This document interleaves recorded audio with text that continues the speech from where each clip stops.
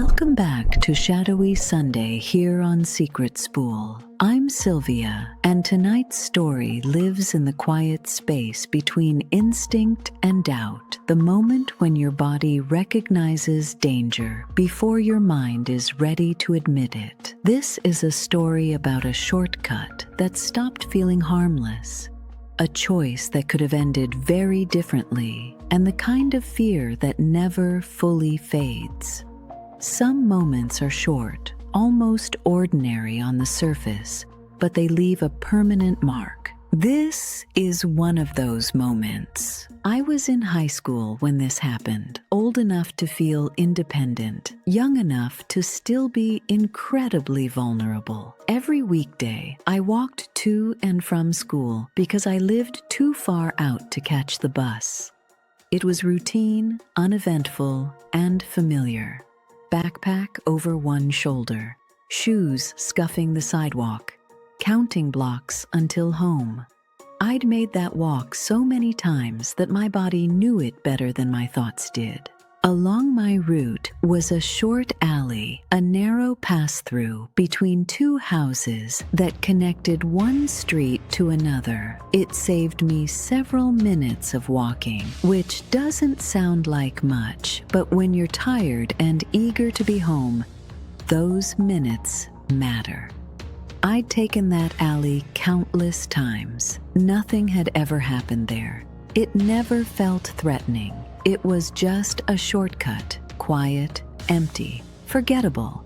That changed after something happened to my mom. One afternoon, she came home shaken in a way I'd never seen before. She told me a man had stopped her while she was alone. He asked for directions, then asked if she could get into his car to help him find the street he was looking for. She refused and walked away. She came home safe, but the story left a heaviness in the air, like a warning that hadn't fully revealed itself yet.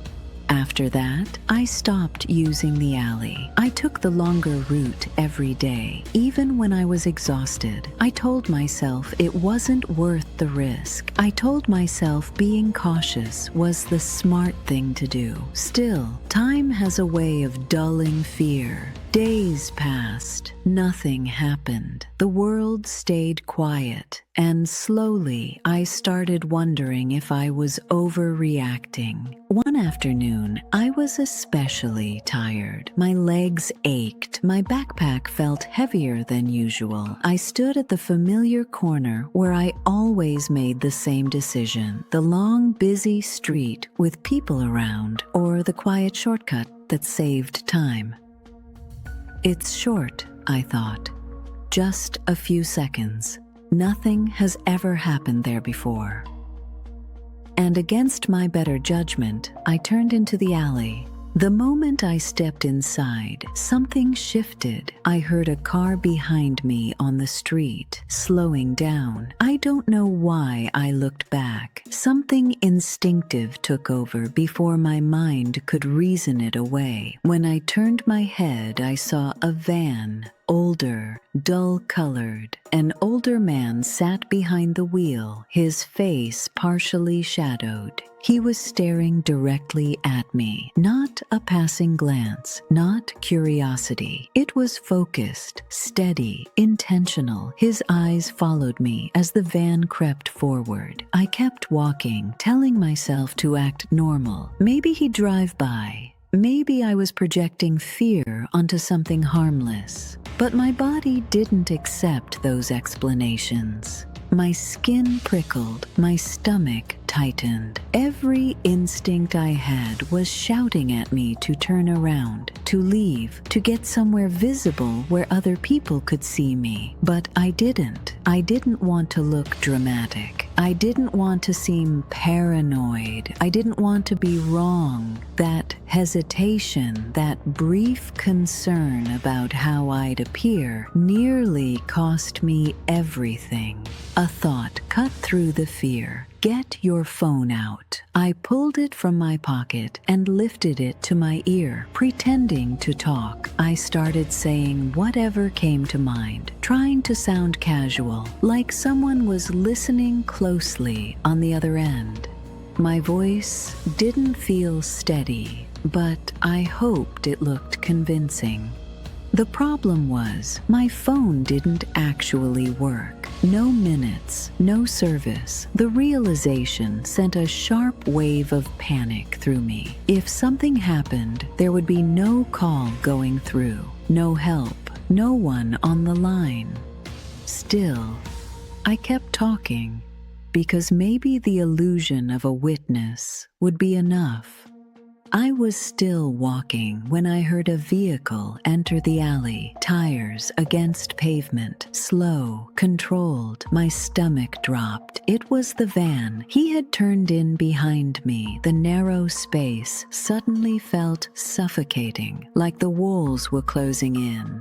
The van crept closer, moving with deliberate slowness, then stopped beside me. The man leaned slightly toward the open window and looked me up and down, not rushed, not aggressive, just evaluating. He asked if I could help him find a street. His voice was calm, almost polite. I said I didn't know street names. My voice felt distant, like it didn't belong to me. Then he went quiet. He just stared. Seconds stretched into something unbearable. His eyes moved from my face to the phone at my ear, then back again. It felt like he was weighing risk, calculating outcomes, deciding whether the situation favored him.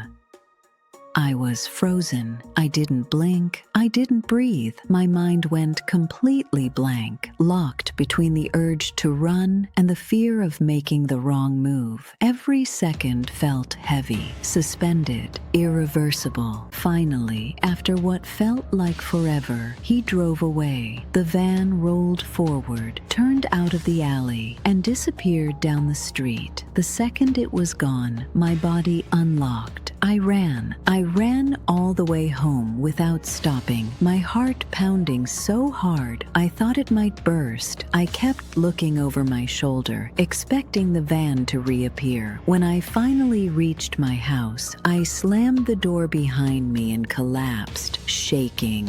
I told my mom everything. She didn't believe me. She said I was making it up, that I was seeking attention, that I was copying her story. The words hurt more than I knew how to explain. The next day, her boyfriend walked me to school. When nothing happened, she doubled down, calling me dramatic and exaggerative. I stopped talking about it, but the fear stayed. Years later, after I'd moved away, I started hearing stories. Women disappearing, kids taken in broad daylight, people gone without a trace. And every time, my chest tightened with the same cold realization. I don't doubt that if I hadn't taken out my phone, if I hadn't made it look like someone was listening, I wouldn't be here telling this story. To this day, remembering it still makes me feel cold. I think it always will. Some moments don't end when the danger passes. They settle into you, quietly reshaping how you move through the world. I learned that day that instincts aren't imagination, fear isn't weakness, and survival doesn't always look dramatic.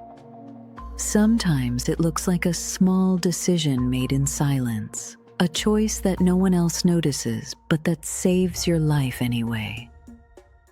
If this story resonated with you, trust that inner voice when it speaks up, even if no one else hears it yet. And if you want to hear more true stories like this one, stories that live in the shadows between chance and consequence, make sure to like this video, subscribe to SecretSpool, and join us every Shadowy Sunday.